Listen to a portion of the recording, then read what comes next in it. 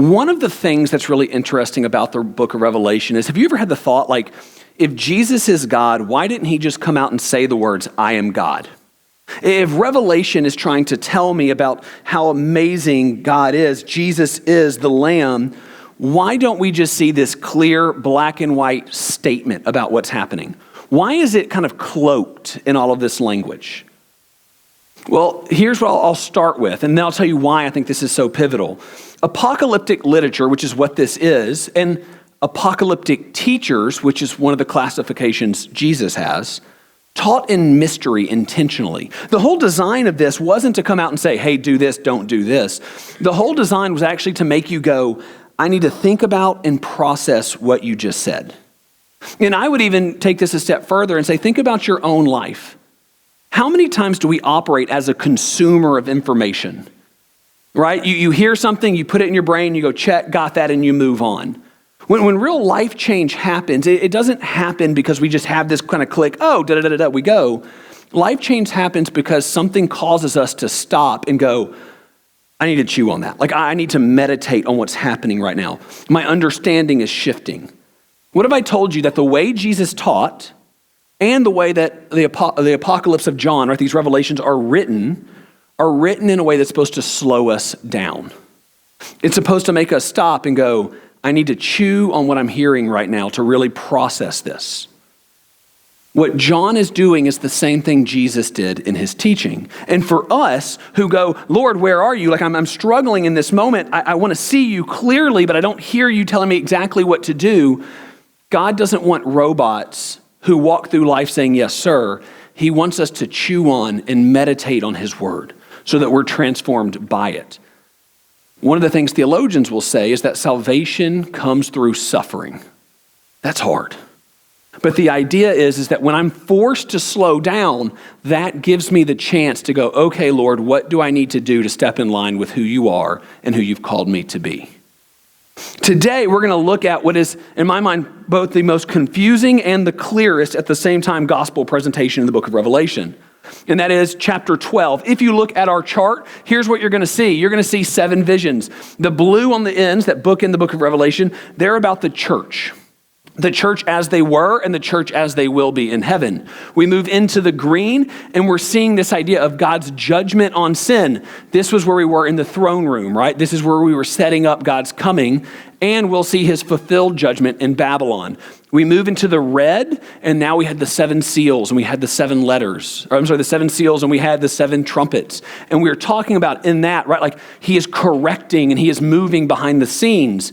But now we're in Revelation chapter 12. It's our centerpiece in the way this is broken up, which is really simple to say this. If you want to understand the book of Revelation, all 6 of these other visions are responding to or interacting with what we're going to talk about today. And if you ever read the book of Revelation, you know we're talking about the red dragon, the battle in heaven, and the casting out of Satan. And you're going, John, you said clear, and we have dragons fighting in heaven against angels. This is far from clear and easy to understand. So with that said, here's what I want to do. I want to jump into Revelation chapter 12. We're going to unpack this, but I want you to remember this. Christianity is being persecuted. And this is an apocalyptic literature, which means it's not safe to speak openly about who Jesus is. And it is meant to slow us down, to make us go, I need to chew on this, which means this. The gospel is hidden throughout the book of Revelation over and over and over, so that as good readers, we would stop and go, well, that looks like Jesus. Maybe one of the best examples I could give you of this is if you watch Christopher Nolan's Batman trilogy. If not, you definitely need to go back and watch Christopher Nolan's Batman trilogy. Phenomenal movie. Once the final movie came out, there was actually a book published called Jesus in the Streets of Gotham. Christopher Nolan is an Anglican Christian, and he intentionally put Christian themes in the Batman movies. And this book goes through, and it's a theological observation of how Christ is on display in the life of Batman in the streets of Gotham. This is something that's hidden in the movie, but unites it. It's one of the things we rally against, or not against, around, right? We go, this is something significant. Now, if I really want to be technical, we'd say some people rally against this, but we would ultimately say this is what we cheer. This is what Lewis said makes good literature good literature. It's that theme that is real at the core of all storytelling. So this is here in the gospel, right here in the middle of Revelation chapter 12. So here's what we're going to do. We're going to read a few verses. I have them highlighted on the screen. We're going to unpack it, and then we're just going to talk about the theology behind it. And we're going to do this a few times, and then I'm going to give us some nice and easy kind of walk-away points to chew on. So here we go. This is Revelation chapter 12, verses 1 through 6 to start. And a great sign appeared in heaven, a woman clothed with the sun, with the moon under her feet, and on her head a crown of 12 stars. She was pregnant and was crying out in birth pains and the agony of giving birth. And another sign appeared in heaven. Behold, a great red dragon with 7 heads and 10 horns, and on his 7 heads were 7 diadems. These are crowns. And the tail swept down a third of the stars of heaven and cast them to the earth. And the dragon stood before the woman who was about to give birth, so that when she bore her child, he might devour it. She gave birth to a male child, one who is to rule all the nations with a rod of iron.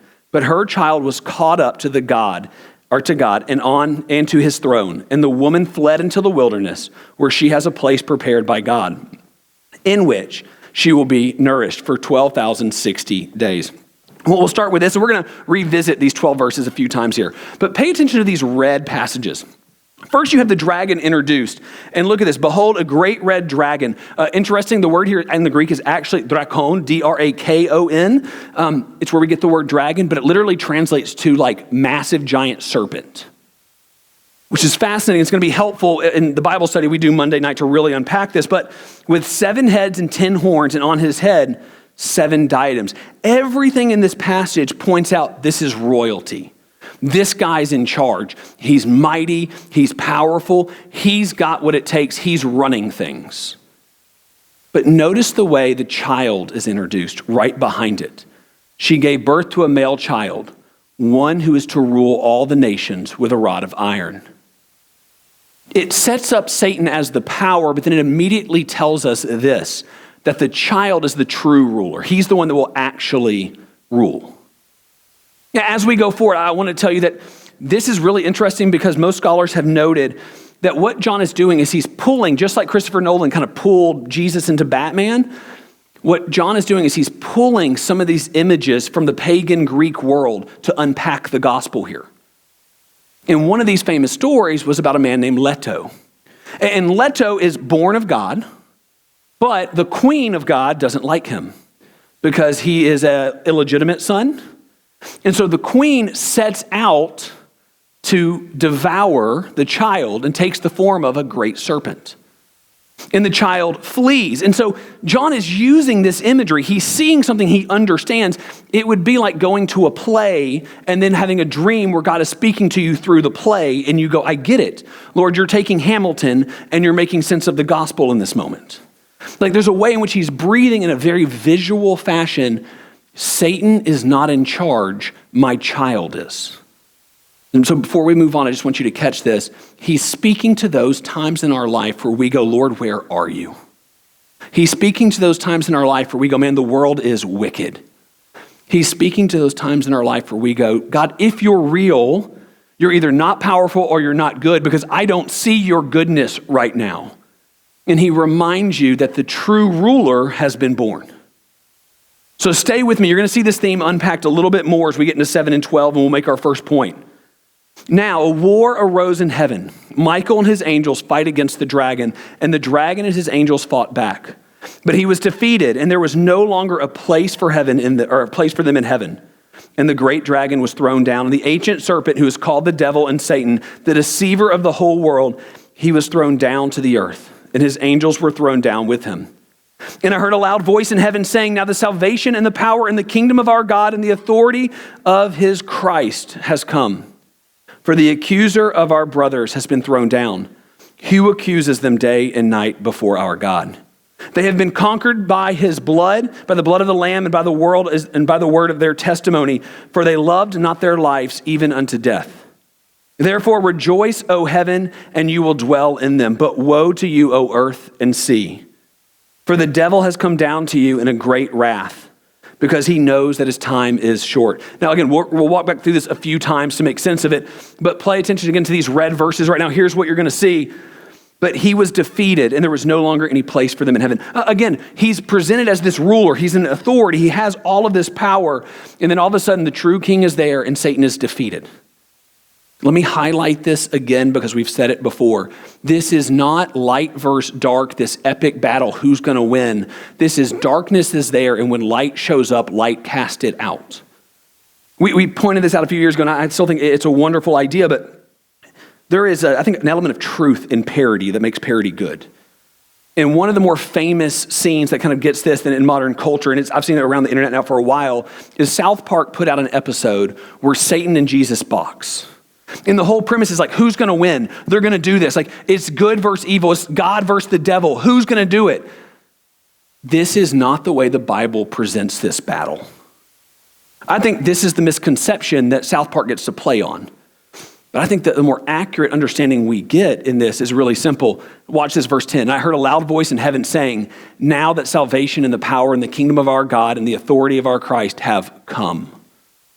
This is what we get, and this is what I think C.S. Lewis does really well. In the Chronicles of Narnia, at the very end of the story, it's my favorite example of this. I remember watching the movie before I read the book, so I didn't know what was going to happen. And as I'm watching, Aslan, he comes back to life. He breathes the breath of life onto all the dead saints. And you're like, oh, this is it. It's the big battle. This is the time. Aslan versus the White Witch. It's war. It's the boxing match from South Park. That's where my head goes, right? Who's going to win? How epic is this? If you've ever seen the movie, it is just as fast in the book.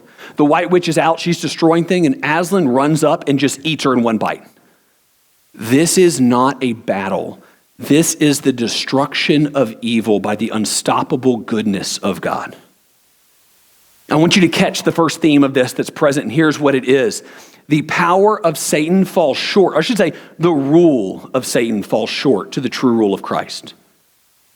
And I just want you to see this. We think Satan has a foothold. Woe to you, earth and sea. But the true ruler reigns in heaven. And John doesn't let us move on thinking that the power of evil has this foothold in the world that's unstoppable. He makes it clear from the get-go, your God, my God, our God is in charge, and he is good, and he is certain to conquer. And it will not be this who's going to do it, who's going to win fight. It will be the powerhouse versus something that cannot stand up to it. All Satan does is flee before the Lord. In fact, let me show you that. Let's walk back through the exact same passage. This time, pay attention with me to the blue passages. His tail swept down a third of the stars of heaven and cast them to the earth. And we talked about this before, but you're going to see this over and over and over. Every time Satan moves in an attempt to destroy something in the book of Revelation, a third happens. A third. We would put it this way, Satan at his best knocks out a third of creation. Keep that in your mind with me. Let's jump forward to the next few verses and look at this. Now there arose in heaven Michael and his angels fighting against the dragon, and the dragon and his angels fought back. I want to pause on this. The myth of Leto, that story I told you about, he's pulling from. In this myth, in this story, Leto grows up. And he goes and he kills the serpent and takes his rightful space. Does Jesus do the battling in this story? He delegates. I want you to catch this. This is not something where we look up and Jesus goes, all right, I'm going to put on the gloves. I'm heading out in the boxing ring. He literally goes, you can't handle me. I'm going to delegate to an angel. The power of Satan comes nowhere close to the power of God in this story. This is where we find our hope. Not in the possibility of God's victory, but in the certainty of his victory. Even look at the way he ends this section. Therefore, rejoice, O heavens, and you who dwell in them. But woe to you, O earth and sea, for the devil has come down to you with a great wrath, because he knows his time is short. Hold that in the back of your mind. We're going to come back to that in a minute, but I just want you to catch this. He knows he's lost. Woe to you where he is rampaging right now. And again, I want you to hear this. Christ reigns. His reign is more than Satan's reign. Satan's reign is false, and it is fallen, and it is breaking. His power, God's power, it surpasses Satan's power. Satan's power falls short. And I would even remind you of this one word right here. You may go, well, I need to fear the devil, but I would tell you, you have the holy God living in you. We do not fear the devil if you follow Christ. You recognize that God is alive, that he is active, and that he breathes life into us. So I don't run from Satan in the sense of, oh, don't get me. I recognize evil and I'm going to avoid that. But I do not fear the one who can no longer hurt my soul. Because our hearts, our souls, they are protected by the power of God. And you're going to see that by the time we end. But I want you to just stick with me. The reign of Satan is limited. The power of Satan is limited. The power of God is unlimited. The reign of God is eternal. And now let's go through it one more time and let's see what else we can find. This is 11 and 12, and I just want you to catch this quickly because he knows his time is short. And so I'll put it this way. It's already ended. He's already on his way out. In fact, maybe if I really wanted to hit this and I want to hit this well, I'm going to unpack this idea and then I'm going to give you a story. But let me show you this just a few times. Watch the way this goes. In verse 13, it says this, that when he was cast down to earth, he pursued the woman who had given birth to the male child. Satan is already lost, and so he turns his attention towards the church. And so we have this. He pursues the male child. The serpent poured water like a river out of his mouth to the woman to sweep her away to the flood. So he goes, I can't hurt heaven. I'm moving towards the woman here on earth. And he goes to attack her. And then look just beneath it. But the earth came to help the woman, and the earth opened its mouth and swallowed the river and the dragon, and it poured from its mouth.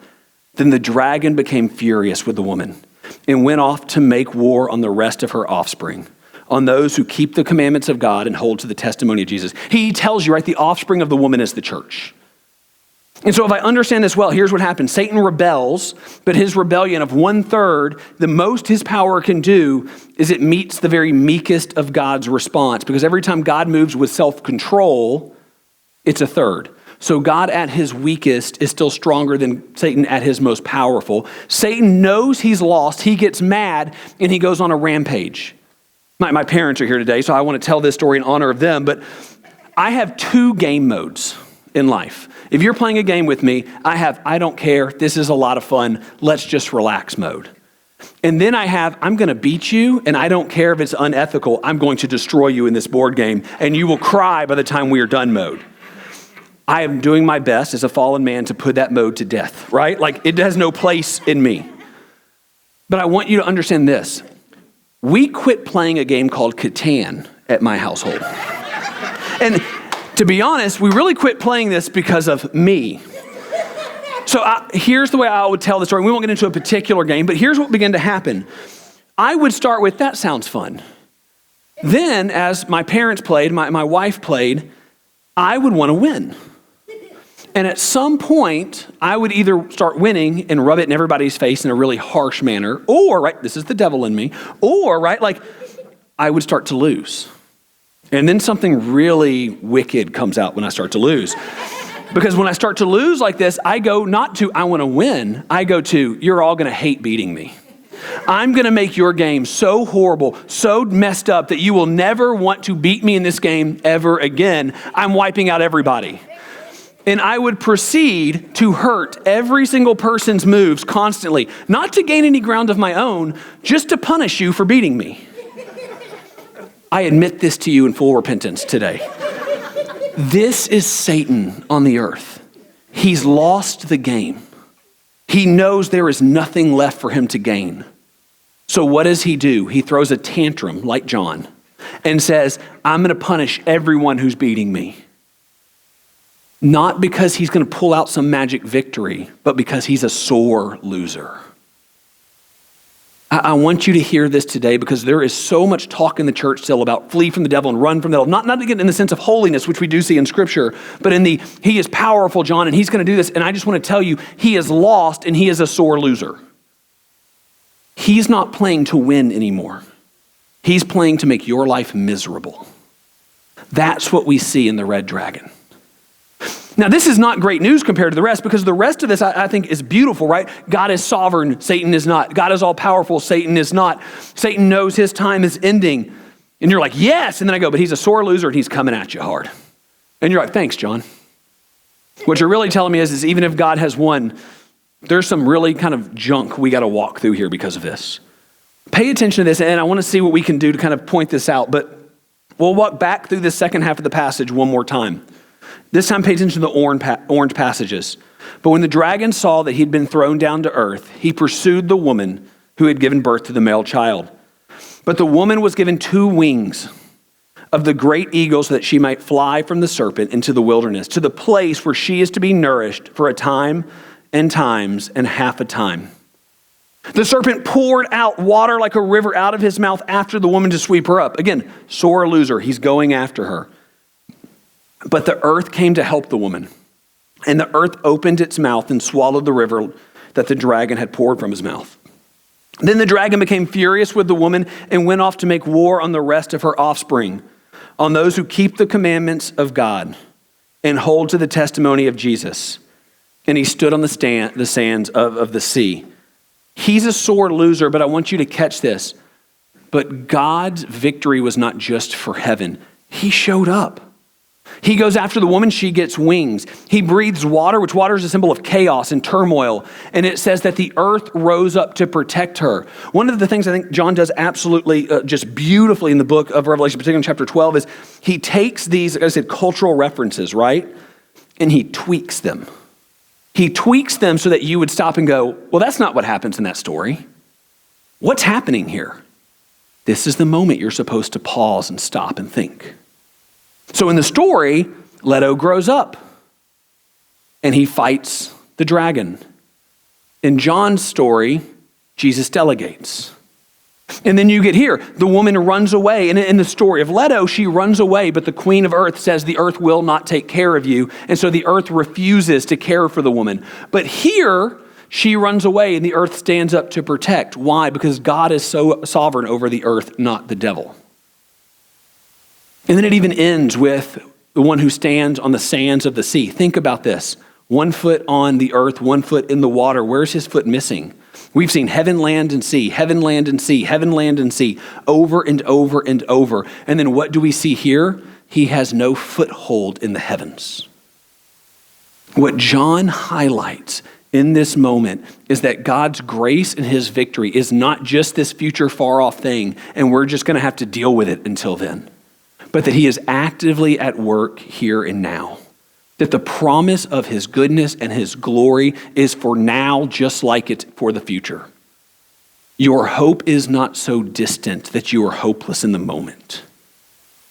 Let's see if we can wrap it up this way and kind of bring this to some kind of really applicable idea, because we've been high in the sky with a lot of theology and drawing some things. But I would say this. The first thing I get when I read this is that I need to learn to see the gospel in action in my life. My bet is that you probably didn't watch Batman Begins and go, there was a lot of Jesus in that. But certain men did, and they began to go, oh my goodness, look at the way Christopher Nolan painted the picture of the gospel. What if we lived our life looking for and identifying God's movements around us? I think oftentimes we look and we're going, Lord, where do you want me? Lord, what should I be doing? And that's a question that should be innate to who we are, that we would learn to ask regularly, Lord, show me where you're at. Rick Warren used to say this. He used to say, the wave of God or the Holy Spirit is like a tidal wave, and I'm just trying to find it so I can surf. Right? Like the premise is I'm not doing all the work. I'm just looking to see what God did so I can get on that wave and ride it in. We as a people need to learn to identify the gospel in the world around us. And maybe you look out and you go, John, I understand that there's some wicked messaging in this world. I would just say even a broken clock is correct twice a day. And maybe that's the first foothold for a good gospel conversation. Learn to identify what is of the Lord. I'll push a little bit harder on this, and I'll tell you this. Justin Martyr, who's an early church martyr, to where we get the name martyr, or he gets the name martyr for being martyred, he wrote one of the first apologies, one of the first defenses of the Christian faith. One of the attacks on Christianity was, you're brand new. You guys make no sense. You're a bunch of atheists, and truth isn't new. This is very different from us today. We think the newest thing is the most true thing. Truth is ageless. So Justin, if your gospel is new, how do I know it has anything that is valuable in it? And Justin begins to go, actually, God gives his truth throughout history to people of all sorts of walks of life. You have the revelation of Christ. You can look back and say, I see how this points to Jesus. I see how God makes sense here. We learn to recognize the gospel everywhere around us. And I will tell you again, every great story written pulls from these themes that God wrote into creation, and you and I need to learn to identify them. Number 2, expect the devil to go after you. He's a sore loser. If you go, man, I don't feel like the devil's attacking me. He is, you're just ignorant to it in the moment. I want you to hear that. Sorry. I want you to hear that simply because I want you to go, he's after total destruction. But I want to learn to recognize where I'm being attacked over and over. I want to learn to build my defenses there. I want to learn to recognize that if I'm living for the gospel at all, that there is an enemy who wants to shut me down somehow, somewhere. And sometimes the best attack isn't a strong one that leaves me hurt. Sometimes it just leaves me distracted. The devil goes after the children of God. Learn to see this. And number 3, the one that I think is just absolutely pivotal for us, learn to look for God's provisions and goodness.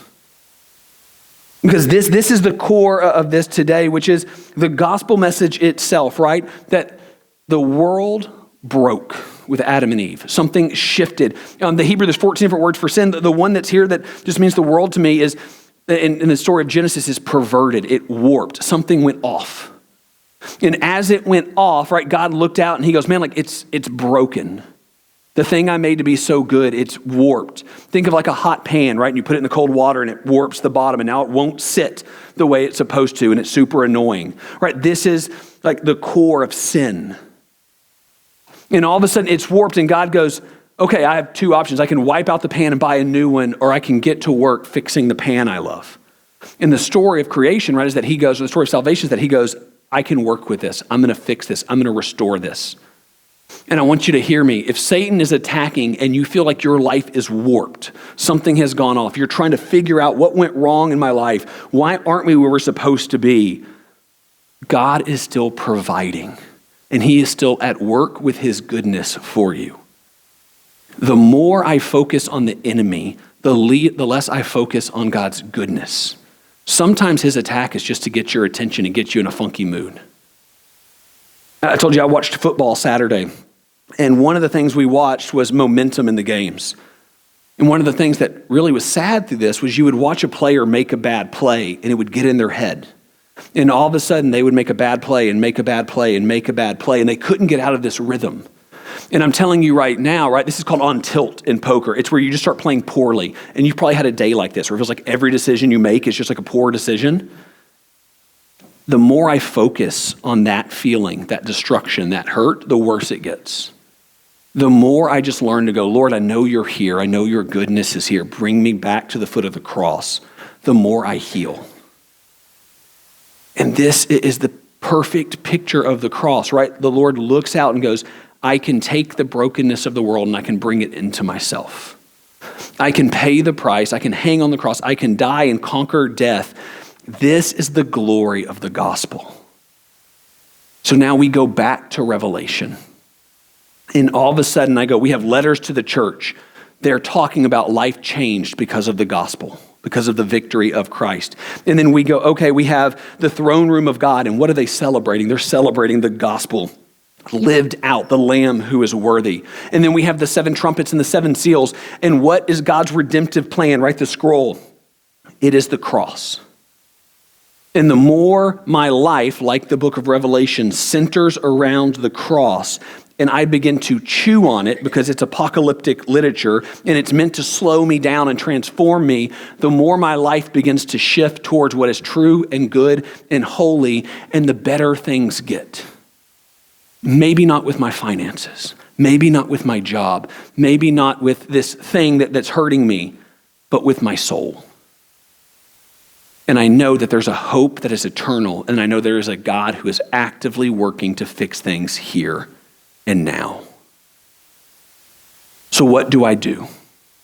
I focus on the cross for this reason, so that I can be ready for his coming, so that I can take forward the gospel as part of the Great Commission, and I can live my life faithfully. I focus on who he is in my life, and I focus on the message that I'm to take forward to others. The key to understanding trouble and suffering and turmoil is not to say, woe is me. It is to say, holy is my God, and to focus on him. This is the core of the gospel, that you and I would see the love of Christ ever more clearly, even when the world around us seems hopeless. This is our hope that we cling to. Pray with me. Father, I thank you. I thank you that in the midst of life and everything that goes on, I thank you that in the chaos of the world and in the sore losing of Satan, that your provisions and your goodness, that they follow us. I thank you that no matter what I do, no matter how slow I am to act sometime, no matter how dumb I may be in a moment, your steady love overcomes us. So I thank you that you are good, and I thank you that you are patient, and I thank you that you are at work to make all things right. I ask that you would give us the wisdom, Father, to see your gospel all around us, to be pulled into your provisions all around us, to be aware of who Satan is, but to not be caught in those snares. I ask that you would unite our hearts, Father, to walk in your name, that we would be transformed by your gospel, that we would walk in faith, and that we would have a hope that surpasses all understanding. In Jesus' name, amen.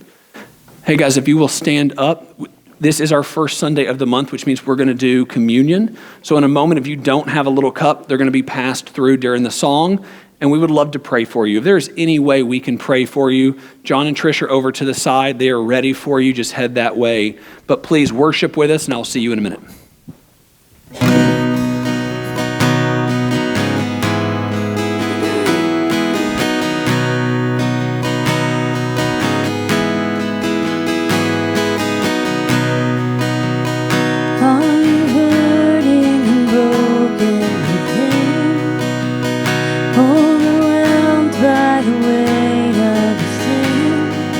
Jesus is